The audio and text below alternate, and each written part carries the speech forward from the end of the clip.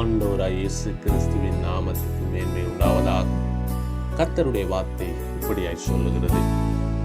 சங்கீதம் 104 வசனம் 34. நான் அவரை தியானிக்கும் தியானம் இனிதாயிருக்கும். நான் கர்த்தருக்குள் மகிழ்வேன். பாவிகள் பூமியிலிருந்து நிர்மூலமாகி துன்மார்க்கரினி இராமற் போவார்கள்.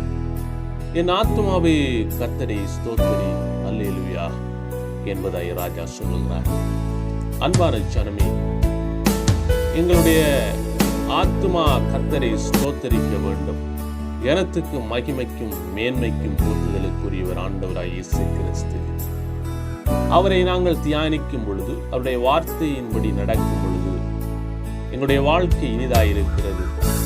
அன்பான ஜனமே, நாங்கள் கர்த்தரை பின்பற்றும் பொழுது தீய சூழல்களிலிருந்து எங்களை தப்புவித்து தீமையை எங்களுக்கு நன்மையாய் மாற்றி தீய கிரியைகளை எங்களுக்கு நன்மைக்கு எதுவாய் மாற்றி தருகிற தெய்வம் ஆண்டவராய் இயேசு கிறிஸ்து. அவரை பின்பற்றி அவருடைய வார்த்தையின்படி நாங்கள் நடக்கும் பொழுது அவர் எங்களை தாங்கி எங்களை ஏந்தி ஆசீர்வதித்து பலப்படுத்துகிறார். அவரை பின்பற்றும் பொழுது நம்முடைய வாழ்க்கையிலே இருக்கிற எல்லா தீமைகளும் மாறி நன்மைகள் எங்களை சார்ந்ததாய் வருகிறது. ஆண்டவராய் இயேசு கிறிஸ்து உங்களை ஆசீர்வதித்து உங்களை பாதுகாப்பாரா. God bless you.